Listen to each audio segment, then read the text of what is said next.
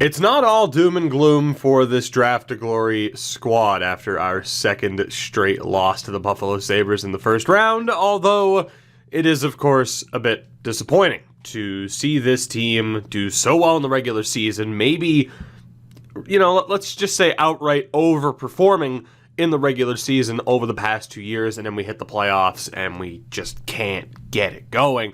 It is, of course, disappointing to see that happen, but things are still looking all right for us as the Detroit Red Wings win the Stanley Cup. I am very intrigued to see what this team looks like by the start of the regular season. How much difficulty are we going to have in the re-sign phase with a lot of these guys? We know that the goaltending is going to be changing. So it's going to be a very interesting time for us. This episode's going to be interesting in that there is a chance that I might let go of some people or might have to let go of some people because of how the re-signings work. And I talked about that in the last episode too. And I still think as far as re-signs go in this, right now it just seems like more often than not we're at like an 8 or 9 out of 10 in terms of how consistently you have players on your team refuse to re-sign even if the situation's good, which, I feel like that's a bit too far towards one extreme of players not re-signing. It would be nice if that was more out of like a 5 out of 6, just drop the consistency of that a little bit. Yes, make it so that there is some work to be done and some strategy to take when it comes to re-signing players, but right now I wouldn't say there's necessarily strategy with it. It's just, okay, let's go to the offseason where nobody wants to come back and I have to overspend on everybody. And again, that might be the case again this offseason. Let me say the word again. I mean, looking right now in terms of who wants to come back, case in point, Joakim Kemell, everybody else wants out.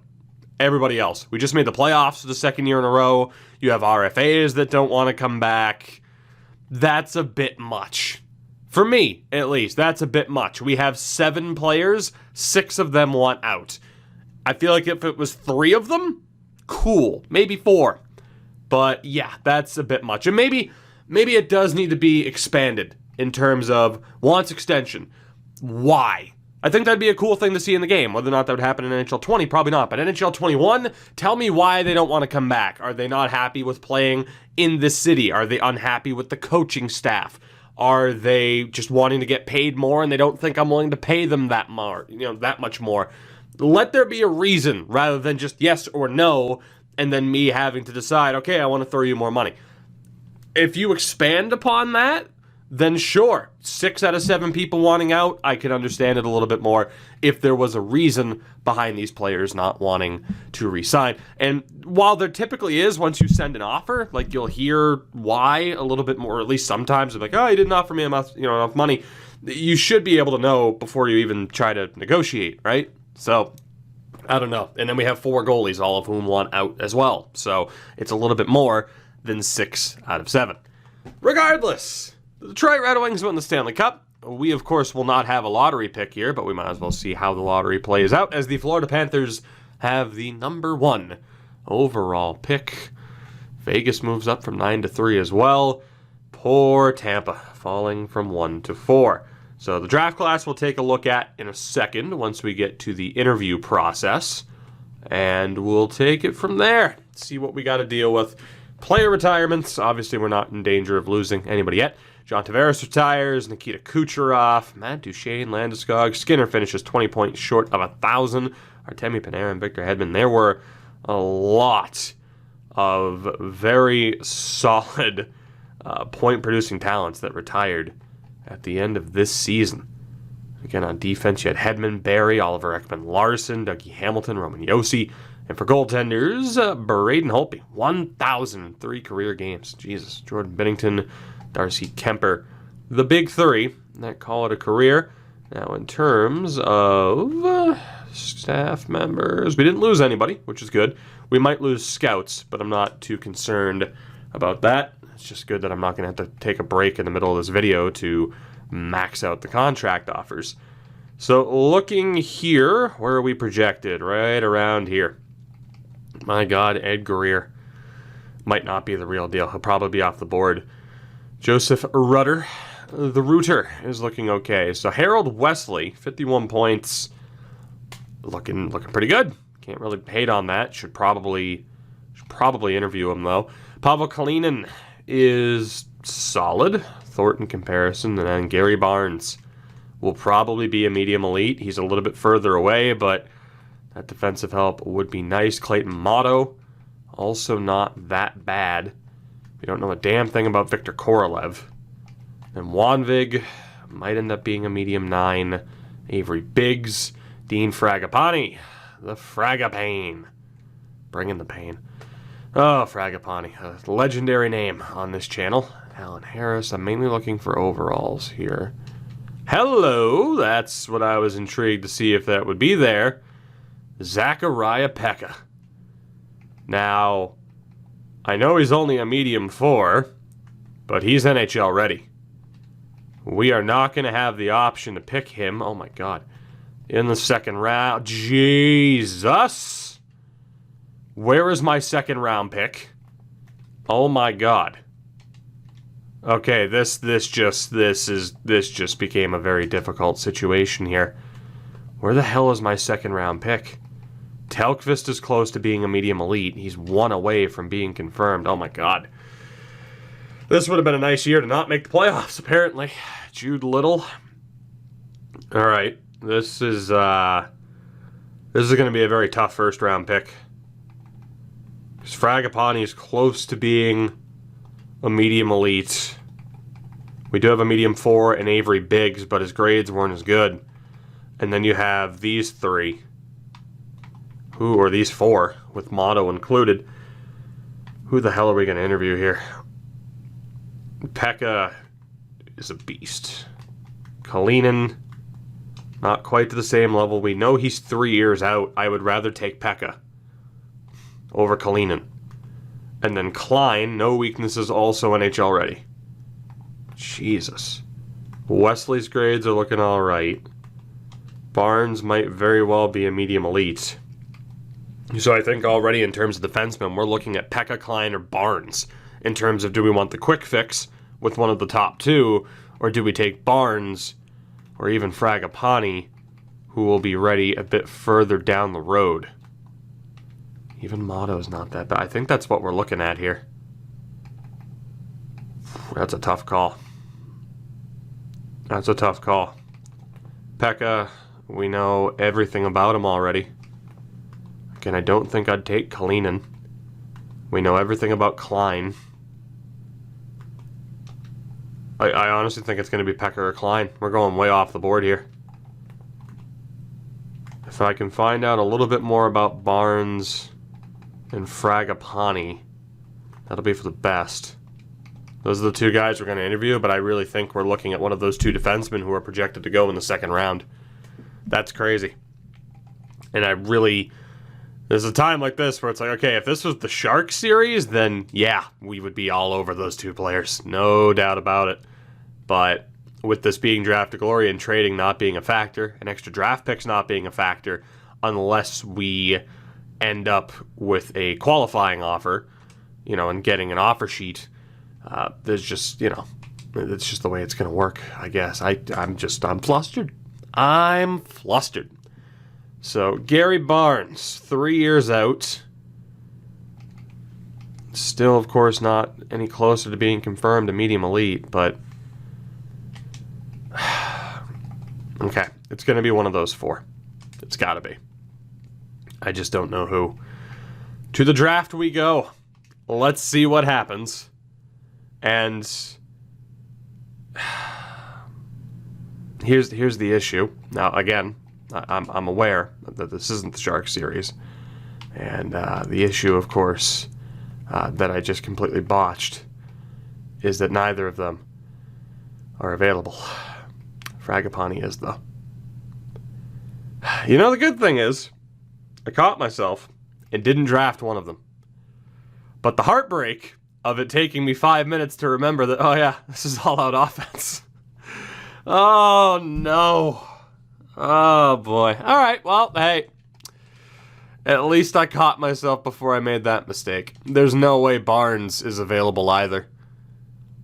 I don't know what's more tragic. Me almost making that mistake, or me having made that mistake and then realizing I had to get rid of him.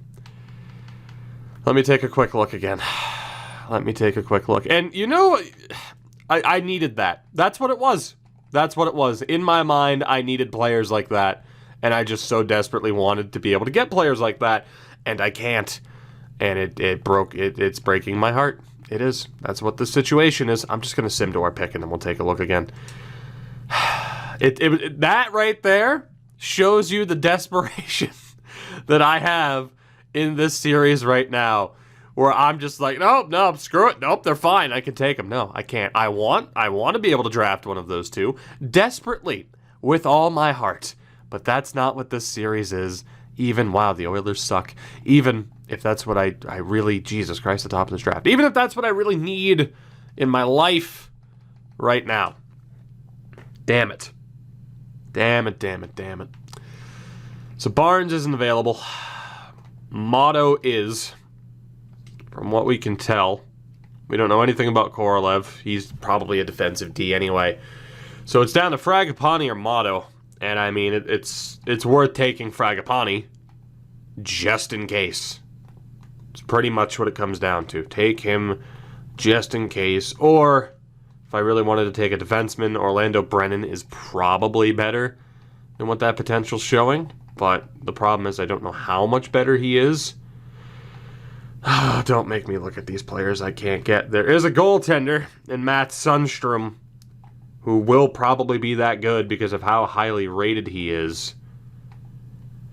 Why are all the best players guys I can't draft? Why? It's such a disheartening sucker punch to the gut. So we have a goaltender, 2 defensemen, and a forward that I could pick up here, 24th overall. Great number, of course. Again, goalie-wise, we do have Grosek in the system. So I don't think we need that goalie. We have Grosek, who will probably be pretty good. Defensively, I mean, Stewart, Stamkos, Melnick. That is the future of this defense, long as well. I think we got to look at a forward here. Yeah, we got to look at a forward here. Yeah, we got nothing coming up. This has got to be a very forward-heavy draft, especially after losing Jan Mizak last year. So we're going to go with Fragapane. There's a chance he will actually be a medium elite. So Dean Fragapane of the Hamilton Bulldogs is the pick. How good are you, buddy? How good are you? Was a medium top 6. There was a good chance of that, but obviously we chose him so that there might be an outside chance he was a little bit better than what he appeared to be. Let's feel free to look at how good the players were that I'm not allowed to pick. I am happy I caught myself in that moment before I made a dumb mistake. And again, obviously I knew what the series was that I was recording, because I said this isn't the Shark series. Oh god, he was a 78. For instance, 77 and the 78. That would have been so helpful. That would have been so helpful. Alright, we're moving on though. Caught myself. It's all good. This is what happens. I need to find better times to record, because I either record when I wake up, which I did, I've been up for like an hour, or, which doesn't sound like much, but I woke up and zombie walked my dog, so it doesn't even feel like I'm awake. It feels like a blur. Everything's fading. What do we got? What do we got? Greg Stevenson. You're not available. I wish you were. Yeah, I mean, you might actually be an OFD, but it's 6'4". If I had to bet, you were going to be a two-way. I had to bet with a lot of you guys you were going to be two-ways. Is there anybody with good grades? A whole bunch of average. That pretty much sums up my experience on this game so far this year. It's a whole bunch of average. Saren Heimo's 6'5". There's no way you're an offensive defenseman. Now, I am allowed to take you and change you, but there's no way you're an offensive defenseman, and you're 20 years old. So that's a bit of a concern. Nico Makinen is okay. Again, we do need forwards. A little bit more this year. Grigorenko in goal to join our top center, Grigorenko. That could always work. Jacques Guérin, not going to be available. Esteban Stempniak. Could be okay. He's not going to be a medium elite, though. He's probably a medium 9, if I had to guess. Patrick Brassard might be the pick, but you're 20. Like, you are a true OFD, although you can't skate. That's an interesting player. And then we get to the third round. I have no idea who the hell we're taking here. There isn't one player where I'm like, yep, that's the guy. So, all right, who the hell do we have pinned? This is unfortunate. It's down to Sarenheimo, who I can guarantee isn't an OFD, so I'm not going to take him. I feel like that's kind of cheap. We have Persaud, who's 20. Makinen is 18. Stempniak's 18. The smarter move is to take one of these two. I just don't know who. I mean, the better grades, in theory, belong to Stempniak. Right. He likes to dump the puck and block shots, though. It's not going to mix in well with our coach. He likes to crash net, but he also likes to cycle. I'm going to go for the Finn. Let's take Nico Makinen. Medium 9, I'm guessing. Low top 6. Damn it. That potential is just the worst. It really is. How good is the dude that we passed up on? Or in general, just some of the other people that we could have had. Right now, I'm not seeing too much. That Sarenheimo guy was a low elite. What do we got? McGillis, Perot, Kondratiev. I mean, it's a whole lot of nothing right now. Persaud, Guérin, Waugh, Jenner, Stempniak. Yeah, I mean, didn't really miss out on much. This isn't looking like the strongest draft in the world. If the grades were better for you two, I'd be more intrigued. McElhaney. Passing ability, character, and work ethic. Character and work ethic, you are probably a two-way. Marcoux, goal scoring, but defensive zone play. There's a chance you're not going to be a two-way, but that's of course a huge risk. If I take him and he is a two-way, I got to get rid of him, which would suck. Miles Witt is not too much to go off of. Ruben Brookbank. I might be able to hear the dog's collar in the background. My son Nueve, you are not very good, nor are you. Yeah, this draft is not what I needed. Not at all. Matter of fact, some might say this draft sucks. I'm not going to go that far. That would be rude. I'm just saying some would say it. Who are those some? I don't know. Probably people on Twitter. Twitter's not a nice place. You got to be kidding me if there's a low elite enforcer. If he actually ends up being low elite, I'm going to be very upset. Turn it into Goon Squad. So, I might as well risk it. There's nobody else. We're going to take Drew Marcoux because he has a great name, and hopefully he is actually a player type I'm allowed to keep. He is, but his potential sucks. Great. At least we have Fragapani. At least we have Fragapani. You know, I mentioned how I wasn't, completely defeated after the last episode. This isn't helping. It's not. This is not helping my current situation of not exactly being all that optimistic for this team heading in the next season. There's just nobody. There is just nobody. This might be the weakest draft in this series, and perhaps the weakest draft I've seen this year. This is brutal. Absolutely brutal. I guess I'm going to take the goalie. Although that one, he's 5'11". It's pretty short for a goalie. Doug Goddard.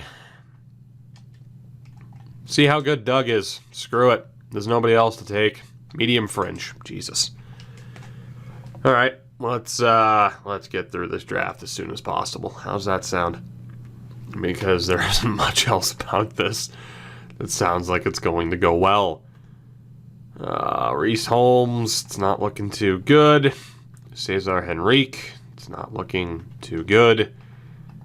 And yep, that's the story of the 20 whatever draft, because you can't see the date from the screen.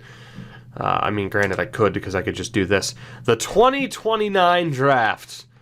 It's not that good. There is a low elite, Pablo Lundin, who will probably be the pick. Wade Likens is also there. Dockel is probably actually a playmaker.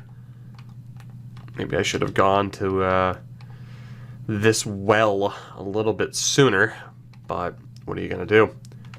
We're going to select from those three.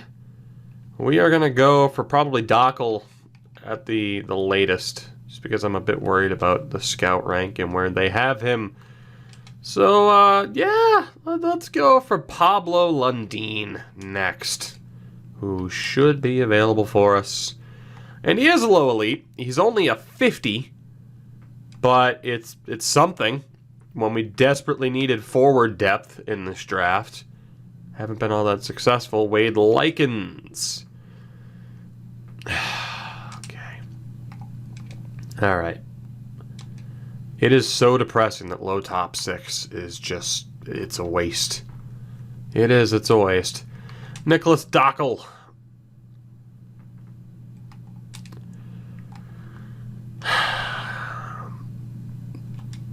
That is heartbreaking. That is a brutal, brutal draft class. And now we get to deal with the re-sign phase, where a lot of people don't want to re-sign with us. Fun. I don't even know how much money we have to spend, technically. Joakim Kamel is... I can't even say the big dog that we've got to deal with. So, I mean, goaltending-wise, we are looking, again, at having... You know what? Screw the extra day. Screw it. It's not going to help us out all that much. Let's just go to the re-sign phase and get a look at the entire situation. We'll take it from there. So let's do this. We will start off with the goaltenders. Bednar. I wish it worked out better, buddy. I wish it worked out better, but you're gone. I gave you a couple of chances. It just isn't happening. You're gone. Sorry, but goodbye. Kluchek, same thing. Tried to get you, tried to get you signed, I guess, or, tried to get you to work out, didn't work out. Wanted to get picks for you via offer sheet, that didn't happen. You were gone. Cyrus Astles, affectionately known as the Castles. You are our goalie for this year. And Rice Miller will not be too far behind you. I hope. He probably won't sign that. Grosek needs to sign his ELC. Those will be our 4 goaltenders this year. Defensively, it's obviously an issue in terms of what the hell we're going to do with Doughty, and I don't know the answer to that. Stewart, thankfully, isn't looking for that much money. He's not going to sign that deal. Melnick needs to sign his ELC. Long, his as well. So we're getting some defensive reinforcements. DiPietro will be signed. LeCavalier, obviously not. He is terrible. And then forward-wise, the big issue here is what the hell are we doing with Joakim Kamel? And again, I talked about potentially moving on from Jovanovski, who has been a massive disappointment. Although he's not looking for that much money. We have $22 million in cap space to work with. We have to prioritize Joakim Kamel. We have to. Yikes. I don't think we're going to get him on any cheaper of a contract than that. 7... Let's see if he'll accept 7.5 over 5. And we'll leave it from there. Norinen, I can't imagine how much he's asking for. Fuck off. Okay, well, Norinen's gone. He's gone because there's just no way. There's just no way. I know the point total adds up, but the overall just doesn't. And I guess that's the downside to being where we are right now. Kapusta doesn't even want to re-sign. That's great. Kostopoulos will bring on board for his ELC. Is there anybody else I got to worry about? We might as well sign Parks as well, even though he is never going to make it. Let's move forward today. Melnick signs. Stewart rejects. Long is on. Grosek, Parks, DiPietro. Astel's actually signed. Kamel signed as well. Kostopoulos, Rice Miller rejected. Cool. So we have 14 million bucks. Rice Miller, the Riss Miller. Call him what you will. Try to go for the same contract we just gave Astel's. Doughty has to be a priority here. He has to be. We'll see if he'll accept 6x6. Hopefully he does. We'll get back to Stewart in a minute. And then forward-wise, we have Korobov, Jovanovski. Again, Nornen's going to be dropped. I shudder to think what Hedstrom's going to ask for. It's not that bad, but he's going to want a little bit more, of course. So we'll see if he signs that. Kapusta. Shouldn't be that difficult to get to re-sign. So here's the thing. He is asking for league min. I'm going to offer him the max two-way contract. He's still going to reject it. That's a bit ridiculous. That's one of the things I'm talking about when I say, okay, the way the re-sign phase works right now, it's not ideal. And that's one of the reasons as to why. Doughty's back. Kapusta rejects. It's stupid. Nobody can say that isn't stupid. That's stupid. Jose Joseph rejects as well. Hedstrom rejects. Rice Miller rejects. And I just want to kick them all down a well. All right, you apparently think you deserved... You're asking for league min, and I'm going to have to give you more than my starter. Because that's how this works right now. Does anybody... Again, if I'm wrong, I'm wrong. That's absurd. That's absurd. That defies logic. It doesn't make sense. And it's a part of the reason as to why we're in a little bit of trouble. It's just because of the way this works right now. And I know some people will be like, well, you could have been more strategic with some of your signings. Maybe. If I was, we wouldn't have anybody on the team because I got a 76 who put up 40 points who wants to get paid better than Benson. It's insanity. Oh, God. What are we going to do here? I don't even want to bring back half of them. That's the issue. They all suck and I hate them. Obviously, we got to save the RFAs for last. If I can get compensation for them, so be it. So maybe we will pay Nornen. Let's go ahead and qualify you. Let's qualify you. Well, what does the team look like if we lose Nornen and Hedstrom? So we have our top 8, 9, 10, 11, and 12. The team looks a hell of a lot worse if I lose those two. Hell of a lot worse. Let's qualify you. Let's qualify you. And we will focus basically exclusively on the UFAs. Stewart as well. Have a qualifying offer. So, screw it, Nornen. Yeah, congratulations. You're going to get paid more than you should. No, you're not. You're gone. Get off of my team. You're gone. Hedstrom, you want to reject too? Leave. I don't care. You're ridiculous. Your demands are outrageous. Get the hell off of my team. And enjoy sitting, in free agency because nobody's going to sign you for that. There's not a chance in hell. I'd almost bet my life on it. I'll worry about scouts later. It's not that big of a deal. We still have a fairly ridiculous scouting department, or maybe I'll worry about it now. I have no idea. But I do know is that, again, thankfully we don't have to do anything with our coaching staff. Although, nope, that's not what I wanted to do. I wanted to hit right bumper. Thank you. Yeah, see, our scouting department's still pretty ridiculous. Although these two kind of suck. Let's fire them. And send offers out to 11 scouts. 11. Fun. Including you, who I should have re-signed. And Kevin Earl, you have 2 first names. And Sophia Gilroy. And Kelvin. Good old Kelvin. You also have 2 first names. Guy Couture. brother of Randy. Hugo Labruyere. Cole Ernie. Good old Cole Ernie. Reese Dolan. How many are we up to? We have Amari Cassian. That is 9. Nesterov is 10. And 1, 2, 3, 4, 5, 6, 7, 8, 9, 10, 11. Nobody cares about 12. So there we go. Let's see what happens with these RFAs, shall we? If I get compensation, cool. If they sign, cool. We'll see what happens. Kevin Earl is on as a scout. Gilroy is back. Couture is back. Palmieri is back. Jeffrey, good old Jeffrey. Labruyere, Dolan, Cassian, Hansen. Ernie, guess we didn't have any spots. Maybe I sent out too many. I don't know. So Jovo signed. That's good. Anybody else? That's not good. I was actually hoping he'd get a qualifying offer, but he didn't. Harry Stewart has signed. That's fun. Anybody else? Jose Joseph. Kapusta.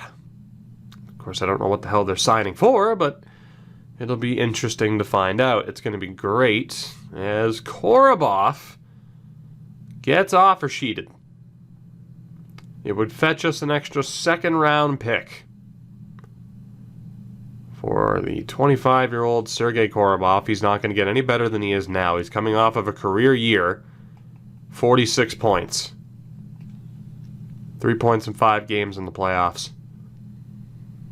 Do I want to pay a 30 to 40 point guy $3 million, or would I rather have that second round pick? I'm going to say remind me in 6 days. And we're going to go and view the contract situation and double check. So we have $6 million. The goaltending is sorted. Rice Miller signed before. Goaltending wise, Harry Stewart signed for pretty damn cheap, which is nice. And we don't have anything else to worry about from a defensive standpoint. And then forward wise, so without Korobov, that's our top 8. 9, 10, 11. Oh my god. We're in a lot of trouble without Korobov. A lot of trouble. That extra second round pick could be pretty nice. He's the last guy that has to sign. Oh boy, I think we have to keep him. Just for how bad of a situation this team is going to be in without him. But we might be in that bad of a situation even with him. It's a 1-year deal. I'm going to match the offer. I might regret that, but I'm going to match the offer. And whether or not I regret that, we'll find out at the draft next year. Depends on who's available in the second round, and then whether or not they're actually even available to me, or if I get overly excited for players that I can't even draft. There might be a guy worth signing here. Again, the goaltending is set. The defense is pretty much set. We actually don't even have anybody unsigned that we could bring in. What I was wondering is Samard, and he's gone up by 2 since the turn of the new season. Based off of who we have here, I think it's worth signing him and giving him a shot. So, Samard. Daniel Samard. 17th overall pick. We're bringing him on. And the rest can hold off for now. So, roster moves. Let's see what this team looks like. We're obviously not going to have a very good team status. Goaltenders, Astles, who's up to an 83, and Rice Miller. Dagan Grosek, the 1-2 punch in the AHL. Defensively, it's Trafford, Montgomery, Afinogenov, Doughty, and then I don't know. I mean, Stamkos and Melnick are probably going down. I think we have the same situation where Roberts is just the odd man out, unfortunately, because of the current coaching situation. And then forward-wise, we have our 10, 11, 12 with Kostopoulos. Yeah, Samard definitely deserves an opportunity. And then Joseph... Does he have a better potential than... You know what? Actually, Nasir Kostopoulos is going to get the chance because Joseph's potential is not very good. You could argue, okay, maybe he'd benefit more from playing in the AHL. Perhaps you're right. But I think this is at the very least how we are going to start this new season. So let's see what we have here if we go best lines. So I know Jovanovski isn't really going to put up points. He did once. Well, in fairness, he used to. He doesn't anymore. Don't know why. We could give him the opportunity in the top 6 to show that he's capable. Or we just drop him to a lower line. It actually puts Benson, who, again, hasn't developed. I've talked about my issues with medium top 6 as a potential this year, too. I feel like it's worse. Everyone's under the proper player types, right? Just a minute, sure on that, indeed. We could just leave this team as is. I don't hate it. Plus, we have certain boosts. Defensively, again, we know these two can't be on the same pairing. Yeah, it's going to have to be a Finneganov that gets bumped down again. Either that or we change up the coaching. He'll still have power play time. That's the team that we're going to start off with. We'll go with best lines down in the AHL. Break up this pairing, hopefully. Ugh, Melnick's not really a good fit with anybody, is he? Is there anything I can do to avoid that disaster? Apparently not. Cool. So, we'll run with that. Anybody? Okay, we got 2 people. Yui and German, who we don't really have to worry about, so we're good. The team is set. Good, of course, being a relative term.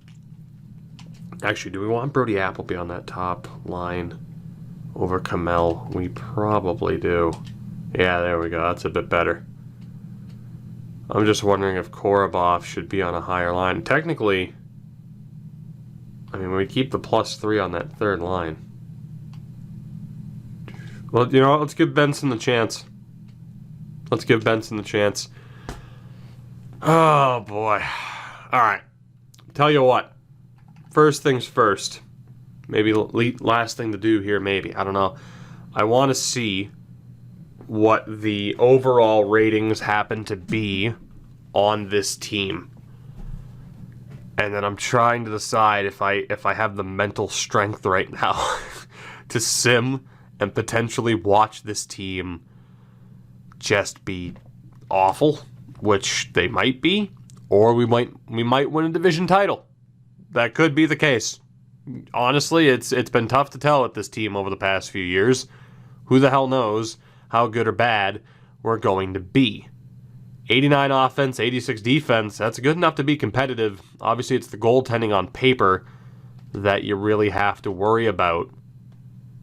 You know what, here, let me fix the scouting. I have to do that. I was going to make a jump cut for it, but damn it, if I'm going to suffer through it on this occasion, you're going to suffer through it with me. Or just skip ahead a little bit. This won't take too long to fix, though. So we need a German scout and a Swiss scout. And we'll just have to see what happens. I don't know what to expect. I mean, this team right now is absolutely suffering from the lack of medium top 6 forwards not developing.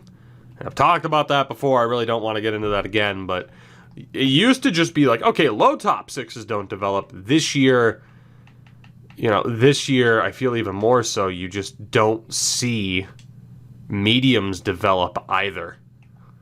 And I don't know why. I don't know. Maybe that's just in my experience kind of deal. But medium top 6 is by far, and medium top 4 on defense, they work the same way. Those have been 2 incredibly disappointing potentials. And I'm not sure if it's because of the new chemistry system or what, which, in fairness, I'm not against certain players not reaching their full potential. I do like that bit of randomness. I'm not complaining. It's just, again, it's more on the side of extremes right now, where it just seems like more often than not, you are getting these players and they just, 8 times out of 10, they're not reaching their full potential. And that's a bit much for me. It's a bit much. So Russia Liga, SHL, EBEL, Extra Liga, NLA. We're good. We're good. So let's see what this team is capable of, shall we? Let's do it. What do we got this year? What is this team made of? Are we going back to the playoffs? Are we playing Buffalo for the third year in a row? Because that sounds like a whole lot of fun, unless they had an absolutely brutal offseason, which you never know. They might have. I hope that they would have finally fallen apart a little bit. That'd be pretty cool. I'm not betting on it though. That would kind of suck. But I don't know. What are you gonna do? 2-6 to start the year. I'll tell you what we're gonna do. We're not gonna make the playoffs. That's what we're not gonna do. At this rate, we're not making the playoffs. But it is just through the opening month or so. I mean, we have time. Damn it. We have time. Although losing to Buffalo and losing again, we're running out of time. But we have time. I need to take a look at the lines here because this isn't going well at all. This is not going well. Holtz is leading this team in points to the surprise of absolutely nobody. But let's take a look here. Goaltending-wise,